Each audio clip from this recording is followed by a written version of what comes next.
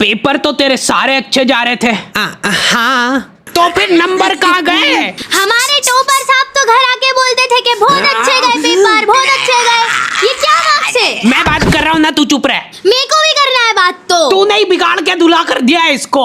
तो आप सुधार लेते। अरे सुन तो लो, इस साल क्या है ना, पेपर सबसे टफ आया था, पूरा आउट ऑफ सिलेबस। मेरे तो फिर भी बहुत बढ़िया नंबर आए। मेरी क्लास में तो बच्चे फेल। अरे मुंह बंद रख ले रे, मार खा जाएगा अभी। नहीं, अगर आपको इसको मारना है तो पहले हमला अचानक हुआ था। तो आ गए फिर से। एकदम अधमरी हालत में तुमने 10वीं पास करी है। उसके बाद तुम्हारे टीचर लोग आके बोल रहे हैं अब टाइम आ गया है सब्जेक्ट सिलेक्ट करने का। अब टाइम आया है। नहीं, अगर ये ऑप्शन था तो पहले क्यों नहीं बताया? पिछले 10 सालों से फालतू में सारे सब्जेक्ट पढ़ रहे हैं हम। और ऑप्शंस क्या है? Physics, chemistry, maths, physics, chemistry, bio, arts. एक बात बताओ, कहाँ पे चल रहा है ये? क्या फैंसी ड्रेस कंपटीशन? उधर। हाँ बेटा, अब क्या बन के आए हो? मैं एक माँ बन के आया हूँ।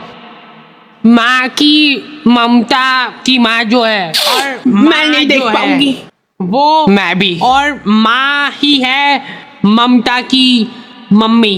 बेटा बुरा मत मानना, पर तुम माँ तो कम लग रहे हो। माँ का नहीं, गौ माता बन के आया हूँ मैं। अच्छा, फिर भी बुरा मत मानना बेटा, पर तुम गौ माता की भी माँ।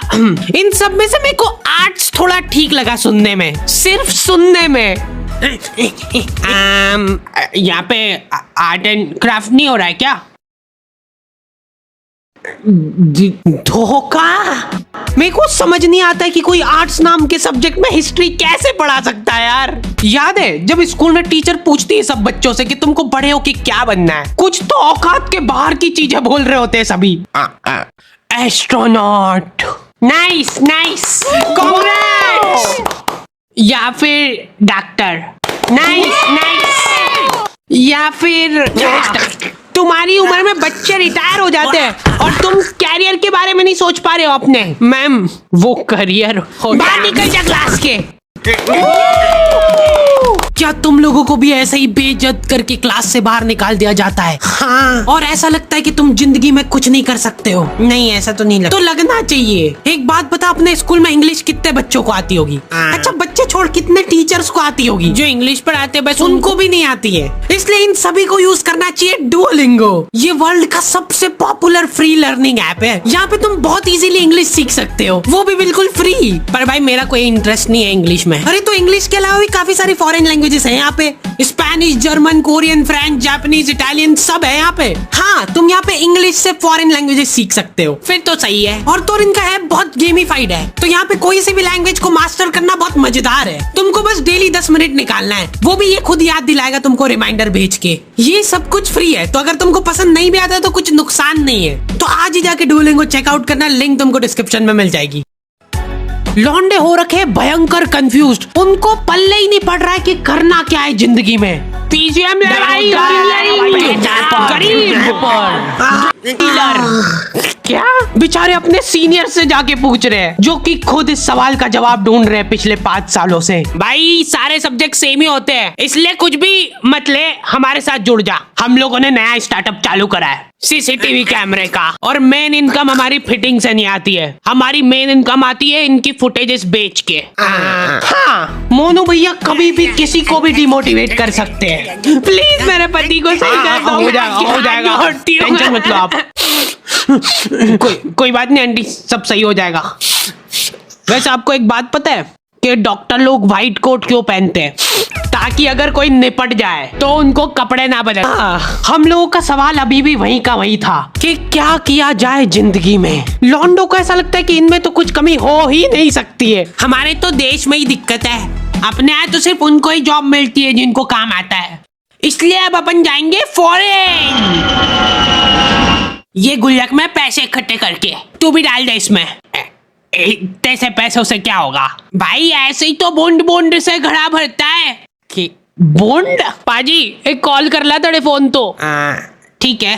हेलो वीरे, हाजमोला रेडी है, जिन्नू भी चाहिए बस एक फोन मार दे, बाकी डिलीवरी मेरी। थैंक यू जी, ये मेरा कार्ड रख लो, जे कोई काम हुए मैंने कॉल कर लियो। भाई कुछ मत बोलना, फॉरेन जाना कैंसिल। हमारे देश में भी बहुत सारी उभरती अपॉर्चुनिटीज दिख रही है मेरे को। ले तू भर बूंद बूंद से घड़ा।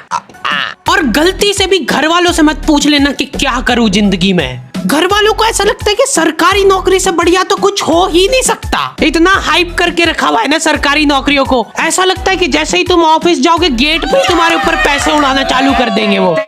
चलो झाड़ू लगा दो अब फटाफट। सरकारी नौकरी में होती है बेशुमार दौलत।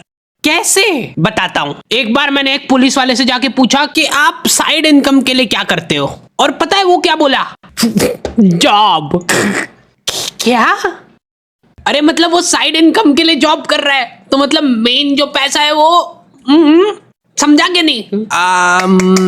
इंटेलिजेंट ह्यूमर की कोई वैल्यू ही नहीं है यहाँ पे। तुमको वही से बच्चों वाले जोक चाहिए। हम हाडी भाई की वीडियो टीवी में देखते थे, अब हमारे पास ना ही टीवी है, ना ही घर, और ना ही माँ बाप। ऑल क्रेडिट गोज टू हाडी भाई। बिग फैन हाडी भाई, बिग फैन।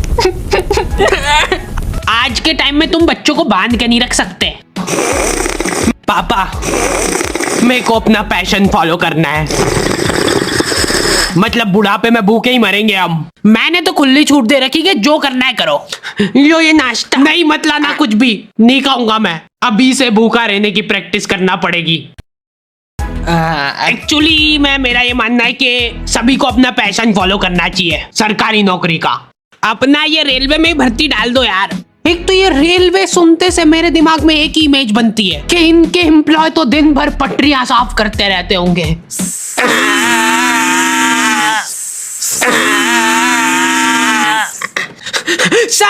सर जल्दी आओ जल्दी, ये देखो इधर।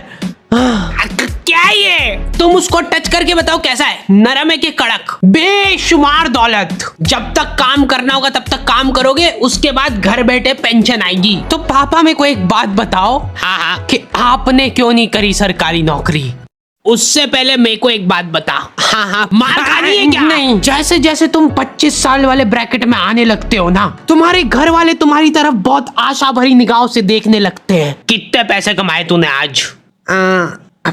चल अभी कमा, यहीं पे इसी जगह पे बैठे बैठे कमा के बता। खाना मत देना इसको आज। और लड़कियों के केस में तो और ज्यादा दिक्कत है। ये नंबर क्यों कमाए? पापा वो बहुत हो गया, आप शादी करा दो इसकी। Good morning. शादी करा देते यार इसकी। बहुत मिस करूंगी मैं आपको। अरे गाड़ी आ गई, जा फटाफट।